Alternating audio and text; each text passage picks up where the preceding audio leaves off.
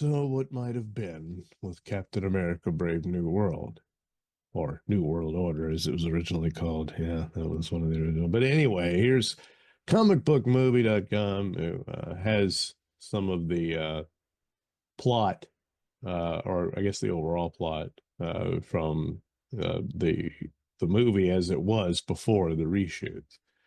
And some of this sounds familiar, I'm sure. I've read some of these leaks before, but it's good to catch up on it now that the movie's been out and you see how it unfolded. So the article here says much has been said about Captain America: Brave New World's reshoots, and depending on who you believe, they were either extensive or just the norm for Marvel Studios. Yeah, it. Now, the movie was supposed to have come out last year. The Happy Meal toys came out, because they were not waiting around releasing this stuff. I mean, they had to do some rather massive reshoots for it. But anyway, something we can safely say is that the movie underwent some significant changes. Well, can you? You're disagreeing with the premise. But anyway, that's evident from the Serpent Society being cut and replaced by Giancarlo Esposito's Sidewinder, the leader of the power-free Serpents. And let us not forget the leader's divisive new look. Now, a new leak claims to, I don't think this is new because some of this sounds familiar, because it'd been a dump of basic plots to upcoming Marvel movies at the time, and those for like the Marvels and stuff like that. It all played out pretty much as it said. So, um, how about that?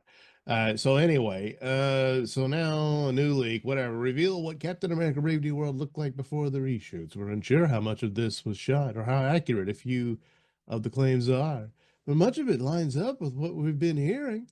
From Red Hook's original fate to Samuel Stern's master plan and cut costume heroes, you can find out more by clicking next. View list buttons below. Yeah, whatever. Anyway, set photos confirmed that Captain America was once set to battle a superpowered Serpent Society, which sounds like it would have been a lot cooler having other superpowered characters in there.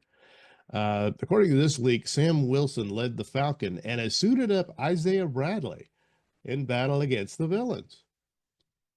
All right, that would have been better too. I mean, you have him in the movie. This would be his chance to actually, I don't know, wear a Captain America suit, you know? And since he actually does have superpowers, Sam Wilson, who has none, could use him, would need him. And of course, he does demonstrate his super strength and whatnot in the movie, but not quite as spectacular as it would have been in a scene like this. So, similar to what we saw in the finish cut, the mission was to retrieve stolen adamantium, and the confrontation was seemingly going to culminate with Cap and Joaquin Torres taking on Diamondback. And that's another thing I'd forgotten, that yes, Diamondback was supposed to be in the movie.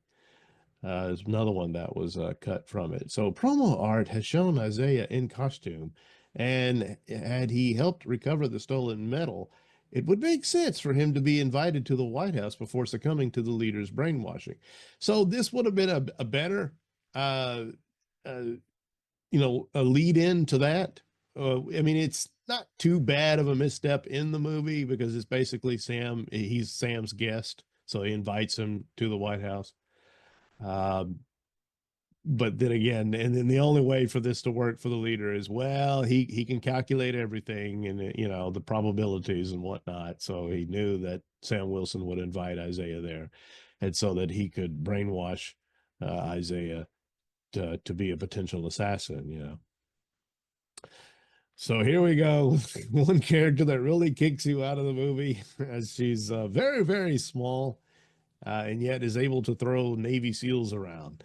However, in this version, it might have made more sense. Captain America Brave New World producer Nate Moore has claimed that the decision was made early on to ditch Ruth Bat-Seraph, Sabra's mutant powers from the comics. This new intel somewhat contradicts that. Apparently, Ruth would be shown totaling a car with her shoulder while chasing down the brainwashed Isaiah. Her her story arc also differed after she acknowledged the super soldier's innocence after telling Sam about where she gained her abilities, which were likely Red Room related. Red Room? She's Israeli, not Russian. So, anyway, and once again, as posters and promo art have confirmed, Ruth was meant to suit up and fight alongside Sam and Joaquin. Yeah, I'm pretty sure they shot that. Because you do have the chase for Isaiah and everything. She doesn't stop a car with her shoulder, but it would just saying that she's superpowered would, is it okay? I'm satisfied. It doesn't matter that she's so small and all that stuff. She's got superpowers. Fine, you're good to go. Instead, they remove all that. And I'm supposed to believe this. I mean, she looks like she's 12. and she's just tossing these burly soldiers and whatnot around. No. No Bucky. Well, Bucky was in the movie, but he wasn't originally. So unsurprisingly, Sebastian Stan's Bucky Barnes was not in Captain America Brave New World's original cut.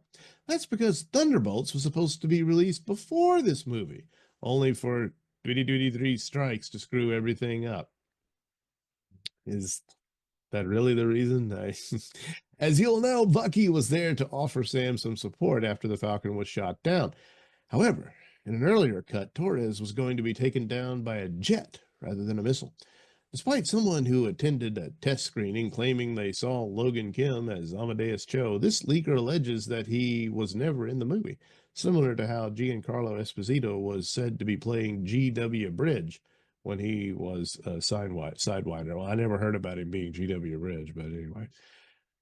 So the leader's original plan. So the leader was indeed meant to have a design far closer to what we're used to seeing in the comics. That changed when his story arc evolved through reshoots. All right, so there you go. Because there was different concept art where he just sort of had an extended head and was kind of, I don't know, a jaundice-like color to his skin. Not quite green, but almost, or something of that nature. And that's what they were going for, which, obviously not as dramatic as the actual visual of him, but it would be closer to the idea. But anyway, they changed that when they reshot it. So it's said that this earlier version of the leader stole a military helicopter to watch over the battle at Celestial Island and taunt President Ross in the hope he'd transform. Samuel Stearns also orchestrated his own capture so he could leak what Ross had done and then make him Hulk out in front of the world, which isn't overly different from what we saw in theaters. As Captain America Brave New World ended, though, the leader escaped from prison, not the raft, after brainwashing another helicopter pilot. Well, they really needed to keep the helicopter pilots away from him, because now that sort of thing you could understand would be repetitive, but neither scene happens in the movie in the theaters. So I don't know, but I think they wanted to do that tie-in for the end credit scene, so that's probably what it was, I'm guessing. But as far as changing his look, I don't know. I guess they just thought he needed to look more horrific, I suppose. So the original Captain America versus Red Hulk battle was allegedly deemed less realistic because Sam Wilson withstood a few too many hits from the rampaging committee. Well, yes. There was no way he could withstand the power of Red Hulk. Just was not going to work out. So if this leak is to be believed, yeah, I think so. Late in the battle, Cap was going to remember that adamantium can absorb gamma, and so Ruth brought him to the canister retrieved from the Serpent Society. Using that on Red Hulk's open wounds, the villain is depowered, but Ross's heart appears to stop. Then he dies. A funeral is held for him, and the world believes that the president has died. While Betty Ross originally didn't answer her father's call, she does attend his funeral. So post-credit scenes, there are big gaps in this Captain America Brave New World leak, including who and why fakes Ross's death. Yes, a post-credit scene supposedly took us to Betty's home on a rainy night with scorched footprints leading up to her door. With that, lightning would lit up the sky, showing Red Hulk's silhouette and glowing red eyes, only for him to have vanished on the second flash. This is intriguing on several levels, but means Ross would have never been held accountable for his actions unless the leader was the one true villain, and he was an innocent bystander of sorts. And while not a post-credit scene, the movie was reportedly set to reveal that Japan figured out how to synthesize adamantium into a liquid metal, a fun tease for Wolverine's eventual debut. Well, there is that, but they've established adamantium is now in the MCU. But yeah, there it is. Thaddeus Ross is not dead, but he must let the world believe that he is dead until he can one day control the raging spirit that dwells within him. So I guess that could have been the direction. I don't know. Oh, excuse me. I'm recovering from the flu. But anyway, overall, I don't know. Some elements of this, uh, well, really the only one is this character. You should have said she had superpowers. That's the only way those scenes work. It's really jarring and bad. The rest of it, the way it unfolded, was all very formulaic and bland. Um, the scenes of super powered villains for them to would have been much more spectacular, and having Isaiah in a suit and everything I would have thought would be really cool. But well, it just didn't occur. For whatever reason, they cut all that out. And one can only wonder as to why. Suspicions were that it was more of an anti-Trump message and that type of thing within the film. And they figured we need to get all that out of there because, it's only going to hurt the film or what have you. And that is perhaps what they did. Or it was just so unworkable a mess, they just had to cut a lot of stuff out and make do with what they had and put the necessary reshoots for it to work out.